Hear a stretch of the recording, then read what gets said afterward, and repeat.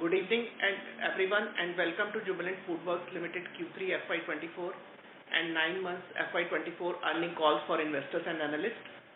We are joined by our board members Mr. Shyam S. Bhartia, our chairman, and our CEO and MD Mr. Sameer Khetrapal. We will commence with key thoughts from Mr. Shyam S. Bhartia and then turn to our CEO and MD to share his perspective. After the opening remarks from the management, the forum will be open for the question and answer session. As you are aware, Jubilant Foodworks Netherlands BV, which is the wholly owned subsidiary of Jubilant Foodworks Limited, has launched a cash offer to acquire the remaining issued and outstanding share capital of DP Eurasia, not already held by JFN. On conclusion of the open offer, as per the advice by our auditor Deloitte, required accounting would be done as per Ind AS 110. As a result, JFL has continued to consolidate its investment in accordance with the provision of Ind AS 28 and accounted for its investment considering a lag of 3 months period after considering the necessary adjustment for material transactions from the latest financial statement of DPU up to the reporting period of the group. As of yesterday, based on the market purchases and offer acceptance received from DPU shareholders, JFN will hold 79.02% of the shareholding. We will be releasing subsequent update on this by end of the day today, as today is the last date for the close of open offer. Therefore, JFN has also given a notice to the London Stock Exchange for cancellation of listing and trading of shares of DPU, which would take effect on or shortly after 8 AM UK time on February 28, 2024. Therefore, today's call is meant for discussing our India business only. We will be organizing a separate call to give you an update on our international business. A cautionary note, some of the statement made on today's call could be forward-looking in nature and the actual result could vary from the statement. A detailed statement in this regard is available in Jubilant Foodworks earning documents. I would now like to invite Mr. Shyam S. Bhartia to share his views with you. Thank you and over to you, sir. Thank you, Deepak. And good evening, everyone. Welcome to our earnings call. The team at JFL is focused on basics, investing in the right areas to get growth back in Domino's, building capabilities for the future, and scaling Popeyes. We are happy to share that we have crossed the milestone of 2,000 plus store network for the brands in India and progressing well on our network expansion plans. We observed softer demand, particularly post-Diwali and in December, while November was strong. 1.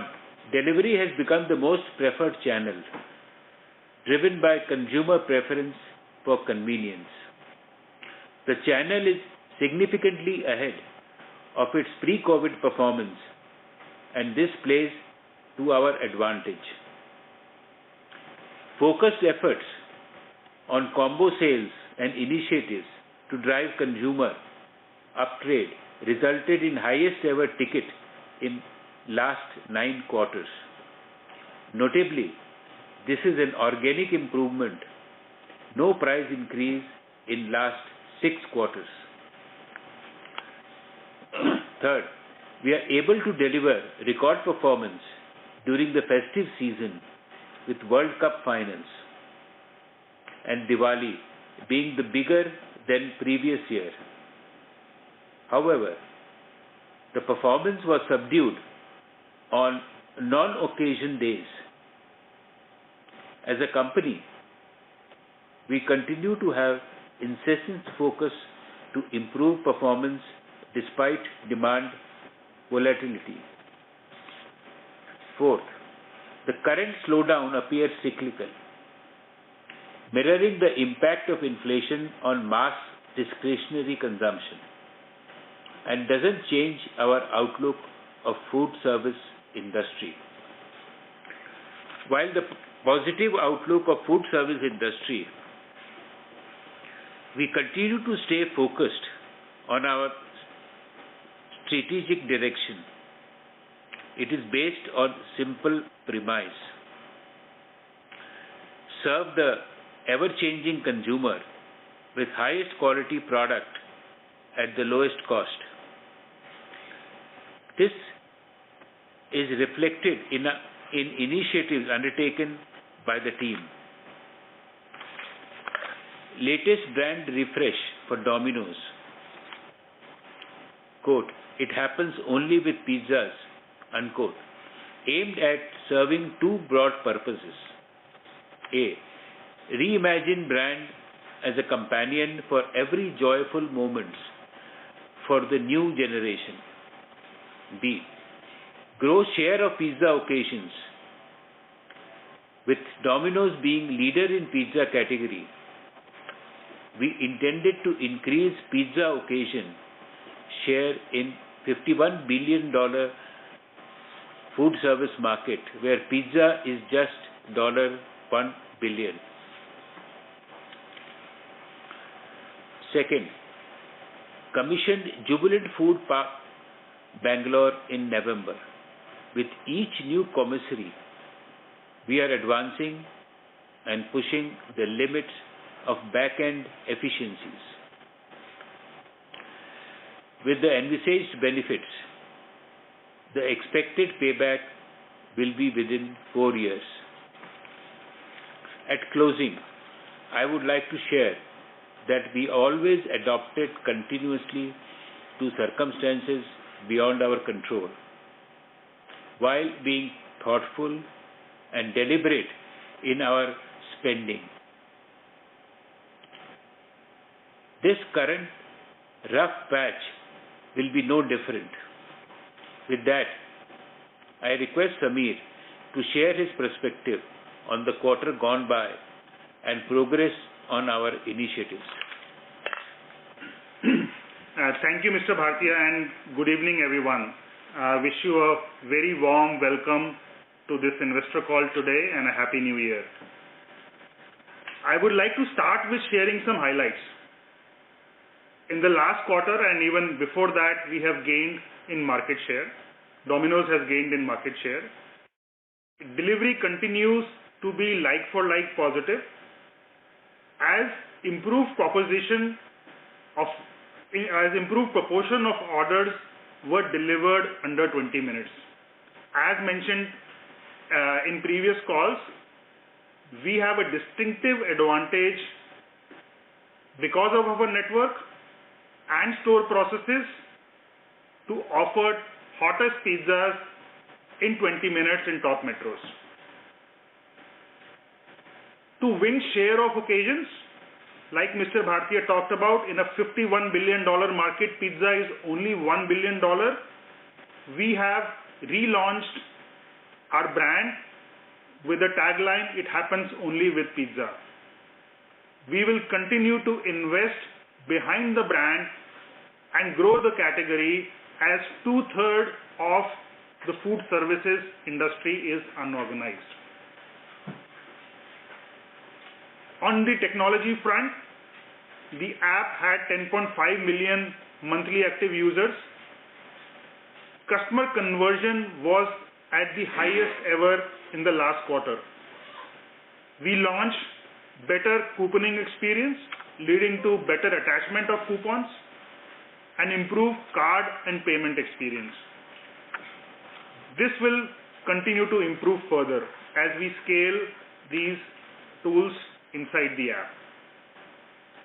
Cheesy Rewards enrolled customer base is up 102% year on year and now at a record of 21.5 million customers. Customers can now order their favorite pizza on apps integrated with ONDC.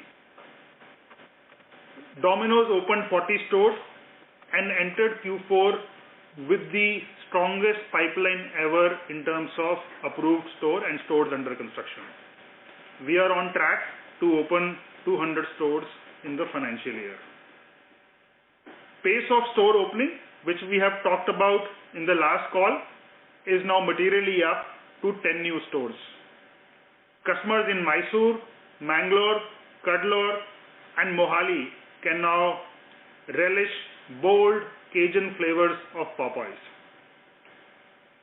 We continue to witness long queues outside the stores when we open and are confident of making Popeyes India's fastest QSR to achieve a revenue of 1,000 crores. We are positively surprised by Hong's Kitchen and the performance underlying trajectory. It is scaling ahead of our plans. We added 4 new stores. Dunkin' also added 4 new stores, and we are happy to note the progress on Coffee First strategy. For the last 4 calls, I have been talking about Project Vijay.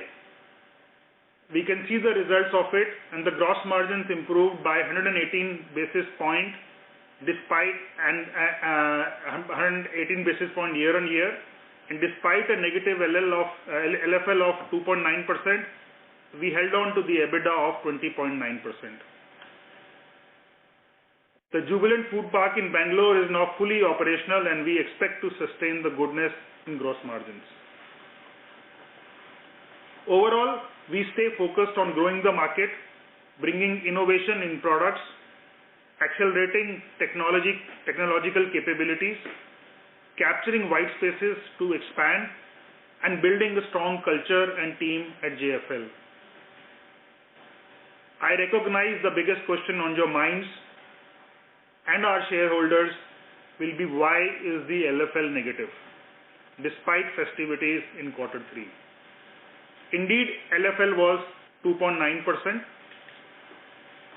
all led by dine-in, while delivery was positive, and like I alluded earlier, the average ticket size without taking a price point was the highest in the last 9 quarters.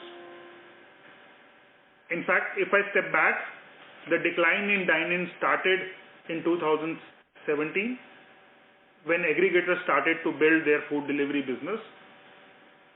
Post-COVID, it suffered materially more. However, we realize this is an industry-wide trend, but we are not going to give up on it. As we grow delivery, we will continue to improve our dine-in experience, re-image store at a healthy pace. We continue to witness sales in dine-in as we improve experiences. Several more measures are being executed as we speak. Once the cycle of mass consumption turns, we should start seeing the benefits of dine-in being supportive to the overall growth without any cannibalization.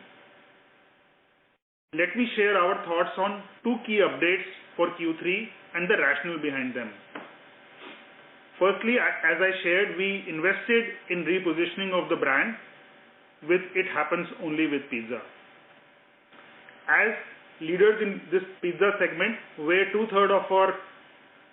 with nearly 2/3 of market share, the job as leaders is to expand the category and win and get more share of occasions versus more share from competition. In a $50 billion food services market, as I mentioned, pizza is a minuscule $1 billion, so the job for us is to gain share from other cuisines and grow the category. As a platform, It Happens Only with Pizza allows pizza to gain share from these categories, not limited to QSR or international food. The investment behind Project Vijay, the savings from Project Vijay will help us invest in brand building without diluting our EBITDA. With inflation moderating, we believe that this is the right time to invest more in the category and in our stores. Secondly, another question on your mind will be, what drives our conviction to opt for an asset-heavy capex model of commissaries rather than tying up with multiple vendors to build our supply chain? A major reason why we are successful, as Mr. Bhartiya said in his opening comments, that we are able to deliver highest quality food products which are safe, tasty, but also at the lowest cost. The recently commissioned Jubilant Food Park in Bangalore is the largest and the most prestigious food processing unit adding unprecedented new capabilities for business growth across multiple brands at JFL. The facility is designed to serve 750 Domino's stores, 300 stores of Popeyes, Ong's, and Dunkin'. In addition to the usual dough manufacturing capabilities and a cold warehouse at our supply chain center, the Bangalore Food Park has large factories within the factory for chicken toppings, chicken marination, bakery product, central kitchen operations, seasoning manufacturing, and state-of-the-art automation inside the factory. It gives us a unique cost advantage along with end-to-end value control over the value chain and as a food supply chain company has to be managed with utmost care. With a 4-year payback period, we have a strong business as well as financial rationale to continue building on even stronger competitive advantage over peers. As we speak, the construction of Mumbai factory is in progress, and these investments are quintessential for our continued outperformance and long-term success. To sum up, we will continue to invest in our customers, grow Popeyes, scale through technology, and invest in our employees. We are confident of the turnaround in Domino's and will fund most of this through internal efficiencies. With that, let me turn on to the moderator to initiate the Q&A for the session today. Thank you very much. We will now begin the question and answer session. Anyone who wishes to ask a question may please press star and 1 on their touchtone telephone. If you wish to remove yourself from the question queue, you may press star and 2. Participants are requested to use handsets while asking a question. Ladies and gentlemen, we will wait for a moment while the question queue assembles. We have a first question from the line of Manoj Menon from ICICI Securities. Please go ahead. Hi team, good performance in the context of consumption what we are otherwise. Mr. Menon, can you use your handset mode please? Your voice is not very clear. Yeah. Sure. Is it better? Yes. Yes, Manoj. Okay. Just a second, sir. I think my volume. Yeah. Just saying that good performance in the context of the consumption what we are otherwise observing, maybe except jewelry being an exception. Samir and team, couple of questions or clarifications. One, if you could give some more quantitative color on the loyalty program. While I understand the enrollment has been impressive, but the assumption, let's say 12-15 months back was that this is likely to result in market share gains for you. Essentially, either it's frequency improvement or consumers flocking back to. And actually, that was the experience we kind of read and understood about what happened to DPZ, the US company. So any color on loyalty, because it's been a good, I think, 15-18 months of implementation. Yeah, Manoj, I think you've been very consistently asking about loyalty, and I appreciate that. So I think we have 21.5 million members. A large majority of them have actually gotten 1 pie, 2 pie, and folks, and again, a material of them, a good proportion of them also have gotten their first pizza free. So if you recall, pizza frequency is 3 in India, and to earn a free pizza, you need 6 pies. So the customers who have gotten 6 pizzas or 6 pies, that base has gone up materially, Manoj. And we continue to see that base grow, and that base is very sticky. The base of customers ordering 9+ pizzas, 6 to 9 pizzas is almost up by 10% when I look at year on year. So that is kind of helping us gain market share, right, within the category. To me, I owe this a lot to this program. Secondly, I think the frequencies are not gone up to the extent that we want, but they have definitely moved when I look at an 18-month period. For the last couple of quarters, it has been flat. I attribute more this to softer demand environment and dine-in being slow. So whatever, like I would have expected this to start resulting in positive like-for-like growth, that is negated by, and online is positive like I said, because this program is largely online while it is available offline, but most customers prefer it online. Therefore the online part of the business is positive like-for-like. I wish we are able to take the proposition on dine-in also, so therefore we can get the benefit of this loyalty program in dine-in also while it is available in dine-in. It's just a little harder for customers to imagine, visualize versus doing this on their phone. Understood. Samir, just one clarification. So is it fair to then, make a statement of hypothesis that the current performance, what we're actually seeing on the online part of our delivery part of your business, is fully based, basically all the benefits of loyalty is visible currently, right? Or maybe material portion of it? Yes, absolutely. Absolutely. These benefits are beginning to flow through. We are seeing very strong stickiness of our customers on our app or even with aggregators, right? Because they order on an aggregator app to claim for the free pizza, they have to come back to Domino's app. In fact, we are thinking of strengthening the program in line with what US has done. So there is a program already underway. How can we invest more behind this program? Understood. Secondly, Samir, quickly, on now, if I heard the number correctly, I think about 80% of all deliveries are now less than 20 minutes, right? About 66%, about 70% deliveries are under 20 minutes. Okay, understood. Samir, one of the important agenda which you have been driving over the last few years actually has been to, let's say, come closer to the customer, right, which essentially means split stores so that, you moved from the 30 to 20.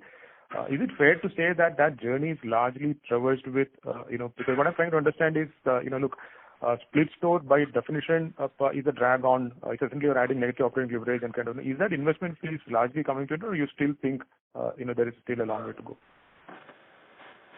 Yeah, so I think so let me tease this out a little bit, Manoj. So firstly, the most convenience-seeking consumers like you and I are in top 7, top 9 cities, right? So if you were to go to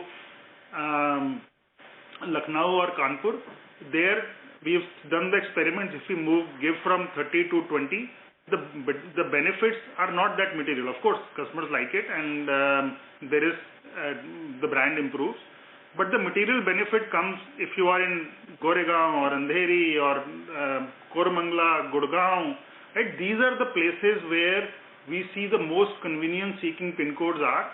And the moment we move to 20 minutes, we see faster growth. Case in point being Bangalore, where we have consistently been positive like-for-like. Now, we have 200 stores in Bangalore. Our endeavor is not to add more stores unless and until the store is struggling and bursting at the seams. And that's a good problem to have. So I would directionally agree with your statement, but I also want to consistently give 20-minute delivery in top cities. We may have to add a few stores. The number of split stores have come down because the like-for-like growth is not there. So had there been 4 or 5% like-for-like growth, we would have added another 25-30 stores for split, which we are not doing at the moment. Thank you. Thank you, Samir. Good luck. Thanks. Thank you. We have our next question from the line of Vivek Maheshwari from Jefferies. Please go ahead. Hi, good evening. My first question is, Samir, you mentioned in your opening remarks that Domino's gained market share. How do you define market share in, or how do you measure market share in pizza category? So there are 3 ways to do this. Firstly, there are publicly listed companies which report their numbers, so which is easy to do. Second is we get market share information from aggregators. And number 3 is we also do our own internal tracking of market share based upon few stores that we track. On all 3 accounts, we have gained market share within the pizza category. So, just just a follow-up, Samir, in the context of, let's say there are enough number of, let's say, pizza outlets who have come about, which have, let's say, store count of anywhere between 100 plus to as much as 600-700 or even higher. How is it, how is it that these are not impacting your market shares is, something I'm unable to understand. So, I mean, if you see just to kind of take your question head on, Vivek, there are only 3 players with more than 100 stores.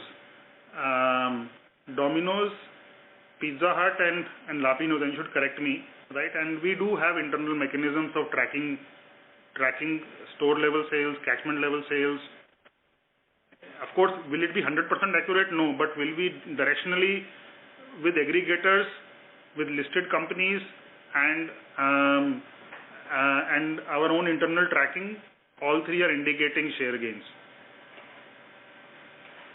Interesting. If you take all 15 pizza chains, we have around 4,000 outlets from all these 14 pizza chains. So it's coming from our proprietary study, but just to tease out a larger impact, because you made a very big point.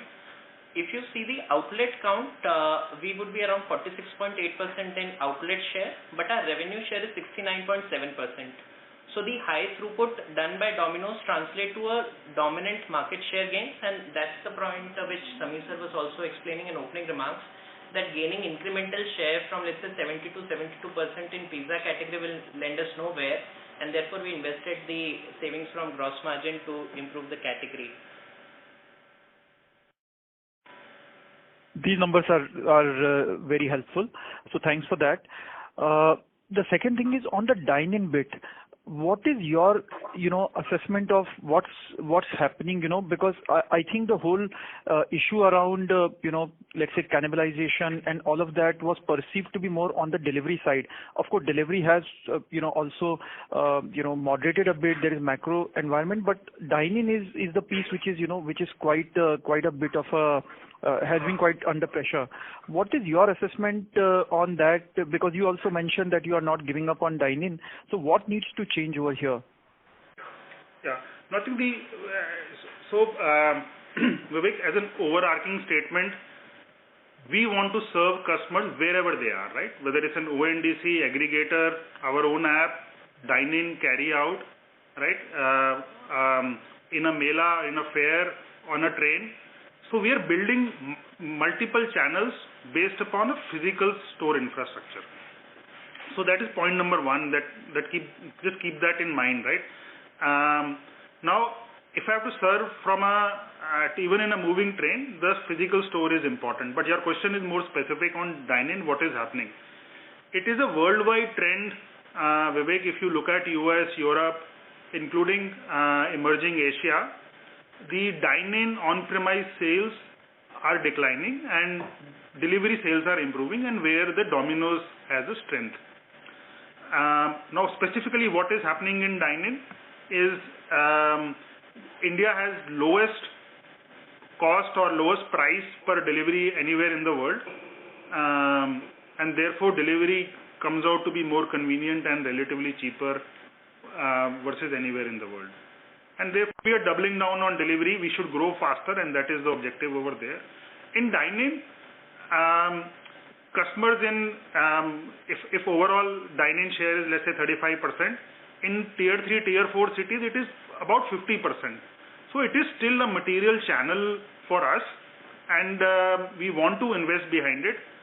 It is hard to pinpoint that if there is one reason which is only pinpointing to weakness in Domino's only. All we care for is we should continuously benchmark our experience, improve it, and every time the customer comes over there, to get great value, a functional experience, and a very functional and consistent experience in the store. So therefore, we spotted about 150 odd stores we did not meet our threshold. 66 we have already reimagined. We do see 8 to 12% growth in the store immediately and sustaining, and there are about another 50 to 60 stores that we want to reimagine. Then we get into a recycle of like a healthy pace of reimagination every year. So there is a pressure on dine-in. but it is still a significant channel, and it is also a channel where we believe we can recruit more customers. And in food, seeing is believing, and one of the most stickiest customer that we have in our portfolio over the years, their first purchase was on dine-in. Got it. And just a follow-up, and that would be my last one. Samir, have you analyzed, I'm sure you would have, historically I think the earlier management view was that cloud kitchen doesn't make sense. But what is your view given how delivery is, and for cloud kitchen, for a new brand, the biggest issue is creating brand awareness and therefore higher take rates to aggregators, which is not a problem that you face. So do you think that the next wave of, store expansion, also because you are promising 20 minutes delivery, do you think cloud kitchen will be a way forward, at least in the top 10 cities? Yeah, so I think I will just nuance it from cloud kitchen to what we call as a Delco stores, right? And I think somewhere this is the innovation done by Jubilant Foods long before I came in, and the world is more enamored by dark stores. The highest payback period, the payback and the ROC is actually what we call as a Delco store. It is slightly bigger than a dark store. It is marginally more visible than a dark store. Almost the same capex, but customers can also come in, take away their orders versus not seeing it. So we have material number of stores. In top 7 cities, we do ask a question, why do we need a 1200 square feet dine-in store when there is a store available in half a kilometer? So we take those calls. If there's a new market that has developed or there's a new mall that has come up, we are happy to open a dine-in and a delivery store. But the operating word for me is not dark. The best payback period in India actually is in a Delco store, which is delivery and carry out, but visible to the customers. The rental saving is minimal, to be very honest, far more compensated by the incremental carry out sales that one gets. Got it. Thank you. Wish you all the best. Thank you, Vivek. Thank you. We have our next question from the line of Amit Sachdeva from HSBC. Please go ahead. Hi, good evening, everyone, and thank you for taking my question. So, Samir, my question is on the value proposition for pizza as a category. Obviously, as the inflation has been very high, and we have talked about this in the past as well, that there was a significant down trading in pizza category, which led to also you launching several value for money products, etc. And now, can you give us a little bit, given that phase of inflation is now way past, have you started to see some of that down trading that was hitting the category at least has started to sort of wane and come back, and you see customer willingness to pay for maybe slightly higher value pizza is increasing, or you see still pressure on category continuing? That's point number one, but I'll have a follow-up to that on the premium side of things. But if you can perhaps give us some update whether the down trading has stopped in the category or not. Yeah. So at least as we look at data, Amit, that down trading has declined in our system in the last quarter, and therefore we saw the highest ticket size in the last 8 or 9 quarters. Now, one can say how much of that is pure macro driven by customer behavior and how much was it in with our efforts. Hard to say, but we took several efforts to improve the ticket size. One was we launched the Viva Roma range of gourmet pizzas, which are doing very well. We relaunched it rather. It is doing materially better, becoming a very strong business just in few stores that we have launched. Second is we purposefully targeted our discounts towards more discount-seeking customers and lesser towards customers who were not. So that is one piece where we saw discount being more targeted on I would say our regular pizzas versus Pizza Mania, and therefore we saw the increase. For the first time, we ran the offer of buy two get one across all channels, aggregators, dine-in, OA, but those were not on Pizza Mania. So we purposefully took some actions. Therefore, we are happy about the ticket size, but I am not happy about the new customer acquisition, which if you were to target on Pizza Mania, we would have seen that. So it was a bit of a judgment call we took, assuming the underlying new customer acquisition will continue to be there, and therefore it's reflecting partially in our like-for-like growth. So we are learning from it. We are getting better at targeting our discounts. So inflation is definitely moderated. It is on the commodity side, but the inflation it is not negative. Inflation is still there. Secondly, we are seeing inflation in wages, right? So when you look at our basket of consumption, what is oil, electricity, diesel, petrol, gas, raw materials, it is still material in terms of inflation. Got it. No, that's very helpful, Sameer. And I think I will take the question in a mirror image to the premium end as well. Like we've noticed in various categories, the premium side has done very well, and the rhetoric is the mass and mass end is very, which is more impact we have seen in the consumption side. But in that, pizza is a category where the marginal growth is coming from mass, but I would assume that large consumer, very frequent consumer of pizzas also would be a consumer cohort of very premium customers. But they also perhaps seek value at some level. Given that, that pie was growing, at least there was a large spend there. Have you been able to monetize some of that tailwind that was coming theoretically? At least we understand from a distance there was some tailwind there. But have you been able to sort of launch some new categories in pizza? Gourmet pizza, perhaps you can comment whether it was successful or not. But was the pricing wrong, or you could have been, very value offered in a gourmet pizza kind of positioning you could have created so that there's a value unlocking here which others can't offer and you can offer. Do you see some opportunity there, or is it like very small and it's not meaningful for you? No, I think so firstly I take your point on premiumization, and therefore investing in the right product and the processes to relaunch Viva Roma is paying benefits. Now you are saying, can you push the envelope further by doing price corrections? It has only been 6 weeks since we relaunched it, Amit. Definitely on the cards. We are also seeing, can we look at smaller size pizzas versus larger size pizzas? So that piece the team is experimenting as we speak, and I'm hopeful that we will invest behind. And I think your point is around why do you have to charge prices equivalent to some of the other gourmet players? My answer to that is it is always easier to reduce prices than increase prices. So we started with a higher price point or an equivalent price point, but a comparative price point. We've been running high discounts also on that one, specifically targeting. So almost 300 rupees off on a 1500 rupees purchase of gourmet pizza. So that is material in terms of, so we are using more promotion to learn, but I will not be surprised that we take some price corrections on the gourmet range to be more competitive and make it more mass. That's the point you are making. I'm also in the same camp.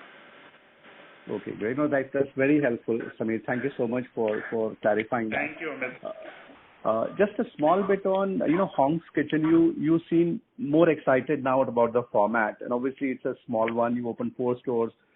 Menu may have obviously stabilized, and you start seeing encouraging trends. But do you sort of still talk about the running that format using the same own store format, or is there wider options open that business model could be different for expansion here versus other formats that you've done so far, or it would still continue in the same pace and as it is going? Is there what I mean to say is, can you see more aggressive rollout through variety of means in this format? Yeah, no, I think, and Amit, again, thanks for being consistent on this question and pushing us towards the learning that some of the other jewelry companies have had on franchisee model. We are learning. In fact, one of the reasons of acquiring DP Eurasia was their unique franchisee model, which is probably, to the best of my knowledge, is outstanding and North Star from anywhere in the world that we know of within the Domino system. We will definitely learn from it. I think this franchisee models at the right pace and with the right rigor we should bring to Hong's and some of the other places. Very much on the cards, but right now I want the Hong's team to have the highest throughput per store like Domino's has for Domino's anywhere in the world. Once we get that, we will definitely evaluate where to franchise. In fact, there are multiple at least internal strategy papers that we are writing where we can franchise and not in the context of Hong's. Okay, great. Thanks so much, Sameer. Thanks so much for your answers. All the best. Thank you. Thank you. We have a next question from the line of Latika Chopra from JP Morgan. Please go ahead. Hi, thanks for the opportunity. Two questions. The first, Ma'am, we cannot hear you clearly. can you hear me now? Is that better? Are you on your handset mode? Yes, I am. Can you increase the volume a little? Is it better? Little better. You may go ahead, Okay. please. Sure. So my first question was, you mentioned that the split store salience or it could moderate going forward. Is this going to influence in any way your addition plan? To hear you. Yeah. Let me come back in the queue then. Thank you, ma'am. We'll take our next question from the line of Jay Doshi from Kotak. Please go ahead. Yeah, hi. Thanks for the opportunity. My question is generally on profitability. So, in December 2020, with about 1,300 stores, you had a pre-Ind AS EBITDA of roughly 200 crores. That in December 23 is 175, 176 crores with 600 more stores. So could you share some thoughts or give us some color whether, those 1,300 stores that were mature and, prior to pandemic, that profitability or absolute EBITDA is still intact, or because of weak SSSG over the last 3 years and inflationary pressure that you talked about, other than RM costs, that profitability per store has deteriorated for, the mature portfolio as well. And the 600 stores that you may have opened in the last 3 years, are these stores at an overall level EBITDA break-even, or essentially it's, drag on absolute EBITDA? Yeah. So I think all the stores, the new stores, we have a payback of about less than 3 years, and EBITDA positive in line with the business case. So highly positive. We don't see any deterioration from the business case when they open, right? I think so. I want to assure you that each and every store we open is very closely tracked, and once it is we have an internal committee which approves the store. There is a lot of groundwork that goes in and a lot of rigor that goes in approving a store, and then Deepak and team track this like a hawk month on month in terms of sales and EBITDA delivered.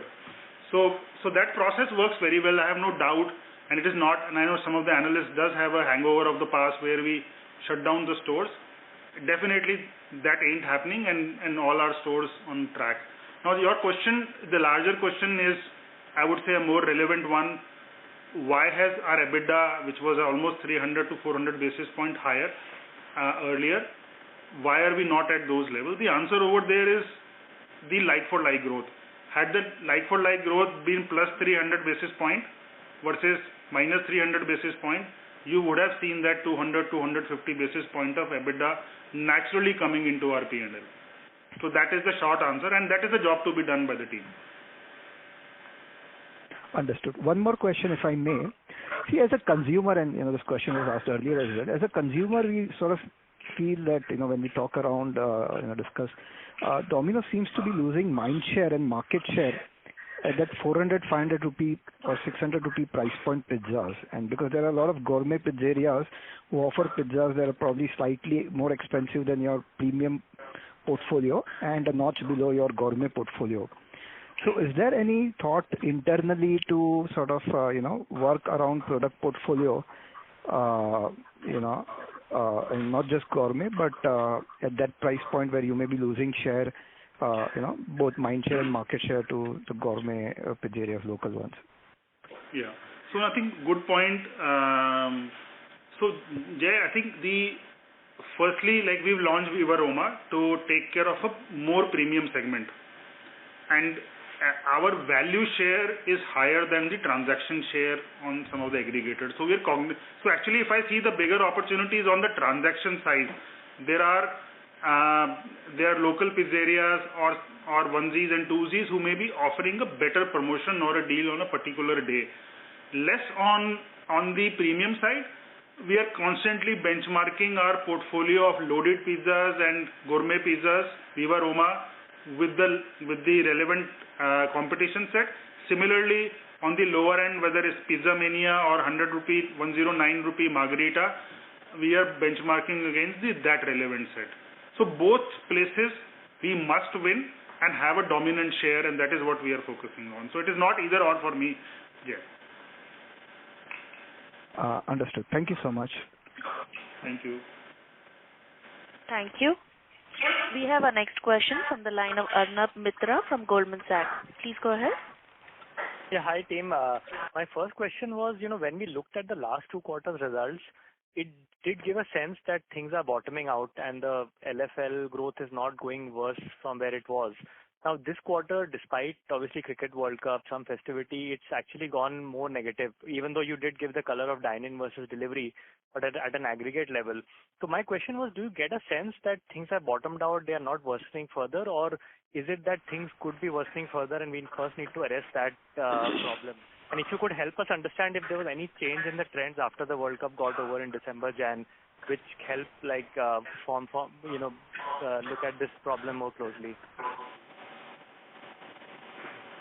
No, I think I can't say anything conclusively at the moment, Arnab. I think is January better than December? Maybe marginally, but not materially. December was particularly worse compared to November, which had both the Cricket World Cup and Diwali. So it's hard to say just within first month of the quarter. Is there a material uptake where the demand is back? Absolutely no, that's not the thing. I think what we are doing internally is to capture the demand. Some of the questions being asked by other analysts, friends on premiumization, having more occasions. And our biggest weapon over here is taking more share from other occasions. Therefore, it happens only with pizza is the natural answer to that. So that's how we are targeting. We're confident about the internal capabilities that we are building, that we should be, despite demand being soft. Is the worst over? I hope so. Looks like, but I can't say confidently too. Oh, understood, Sameer. Thanks for that.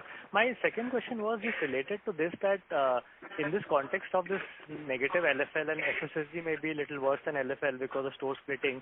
Is there a case for slowing down store expansion, at least in the top 8-9 cities where you probably the density is already quite high? Or is that not the right way to think about it in the current environment? I think you are right. So if the store, why do we need a split? Split is not for the sake of the splitting. It is when the mother store is not able to serve the customers, when during peak hours they are taking shutdowns and the delivery metrics are poor or dine-in metrics are poor. That is what causes a split. Now, if the store is not growing, there is no reason to split that. Right? So you are right. Therefore, we have reduced the number of splits. And as you see, in the last quarter, we expanded to 10 cities. Right? These are all 10 new cities and therefore white areas.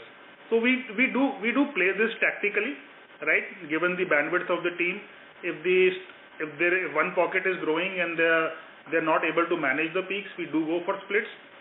Otherwise, we have a list of cities or the white spaces that we want to go to. And there are several in the top 10 cities also that we are not even covering the entire 100% of the city. So we are focused on more white cities. Lastly, you will see on the investor deck, we are utilizing the demand signals to expand delivery service area for the existing store network also. So we realize that in this little bit of a demand constrained environment, we have to work harder. So we have expanded the polygons and the coverage of existing stores also. Okay, thanks so much, Sameer. All the best. Thank you. Thank you. We have our next question from the line of Tejas Shah from Avendus Spark. Please go ahead. Hi. Thanks for the opportunity. A couple of questions. First, with 113 stores of Domino's opened in first 9 months, and we're still holding on to our guidance of 200 stores. The ask rate from fourth quarter is almost 1 store per day. So just wanted to know any reason that we have bunched up the opening for the fourth quarter? I think the two reasons I would say, or rather three reasons. Firstly, we started with a very weak quarter one, where we were kind of fine-tuning the team, changing the team. That was done in Q1, and happy to note we have a rock-solid team driven by analytics, insights, automation. That's what we wanted to bring in. So we started in Q1. In the Q3, there were few restrictions in construction, especially around NCR, where we had the store approvals. We had to stop the construction due to pollution measures. So therefore, the number in Q3 would have been slightly higher than 40, and that was the reason why it got delayed. So as we speak, like I said, we are for the first time we are entering into the next quarter with a very large pipeline. I'm confident of reaching about 200 odd stores overall. Very clear. Second question, there are two parts to it. So interestingly, in your recent communication, we are broadening our focus to behave like or position ourselves as a leader of the category. And the addressable market we are actually targeting as a whole food service market and not only pizza. So is it a fair understanding that as you try to gain market share from other categories, subcategories, the dining proportion there will be higher? And second part to the question is that we also have pinpointed that dining is a growth hurdle. And there's an observation that even in our recent communication, it happens only with pizza. In a campaign of, let's say, 1 minute advertisement, there is only 5 seconds which we are actually showing customer enjoying pizza at our store. So how do we plan to reshape aspiration if we are not seeding it ourselves? So your voice was a bit breaking. I think what you're saying is the advertising campaigns of it happens only with pizza are largely delivery oriented, and right, is that the assertion you are making? Yes. I think you will see, like I said, what you saw is a first 2 overs of a test match, right? And it happens only with pizza is a full platform. The next set of ads you will see actually will be inside the store. So we will build this across channels. And are we in sync with that, adding more investment in the existing stores also so that dining experience can improve? Yeah, we are very much in sync. I think we want to give good experience to customers. We stand for high quality pizzas, affordable, low cost, and very functional experience, right? Whether it's inside the store or delivery. So we do want to give good experiences, and we are not, again, I think please don't mistake it for fine dining or casual dining. In fact, wherever we are correcting the experience inside the stores, we are adding more seating to the store, right? Because we have redesigned, we have reduced the size of the kitchen, we have taken some equipment out, we have made the operations leaner, we have a better restroom experience. So it's functional, higher ROI, higher turns, and that's what we want to stand for. So please don't equate dining experience improvement to fine dining or casual dining experiences. Quite clear. That's all from my side. Thanks. Thank you. Thank you. Ladies and gentlemen, we'll take the last question from the line of Shirish Pardeshi from Centrum Broking. Please go ahead. Yeah. Hi, good evening, Sameer. Thanks for the opportunity. Just 2 quick questions. On slide 14, when I look at, you have given the cumulative Cheesy Reward membership, which has now moved to 21.5 million over last 6-7 quarters. I was more curious because in middle, you said that this program is going to do more success, drawing the US experience. So how do you measure the success of this program when you're sitting after 7 quarters? And maybe I'm more curious, what percentage of customers have already achieved 6 pizzas and redeemed the 7th one? So your voice was a bit muffled. I think you were asking 2 questions. One is how are we measuring the success of Cheesy Rewards programs, and Yes. the second is what proportion of customers have gotten a full, reclaim the reward, right, the free reward. Yes. Okay. So I think the best way to, or I would say the simplest way to look at Cheesy Rewards program is that online channel is like for like positive, right? That's the best, easiest correlation you can make. And the reason why I say that is, and the ticket size is increasing. So again, it's hard to tease out what is the most accurate driver. But had the Cheesy Rewards program not been there, our frequency would have reduced, right? When everybody is reporting negative SSG, our frequency is not reducing. It is stable for last 2 quarters. The cohort of customers ordering 6 pizzas and 9 pizzas is increasing, and customers with almost 2 pies are increased by 10% quarter on quarter. So I believe this program is working for us, especially for online and delivery credentials. It is a great program. We also see lesser churn rates for customers who have claimed a free pizza versus a customer who's ordered 7 times but not claimed a free pizza. So it drives stickiness.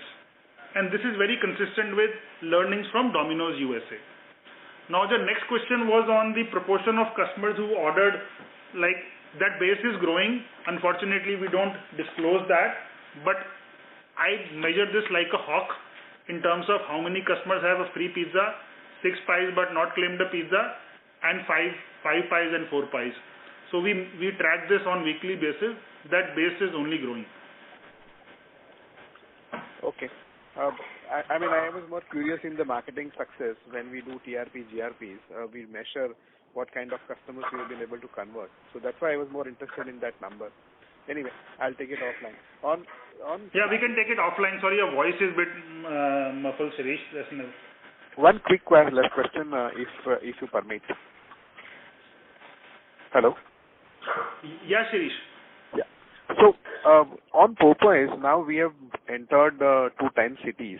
But if I go back about 2 years, we took almost to get the model right, to get the store economics right, the product menu pricing. And now we have entered into the north. So what gives you the confidence and what parameters you decide entering into the new city? And sub-question is that if you can be able to share some contours in terms of financials, what is it at this point of time? Sure. So I think parameters are very simple in terms of 4 things. Is there a chicken eating market over there in that city? So there are few parts of most of the India, like 70% of the India is non-vegetarian and chicken.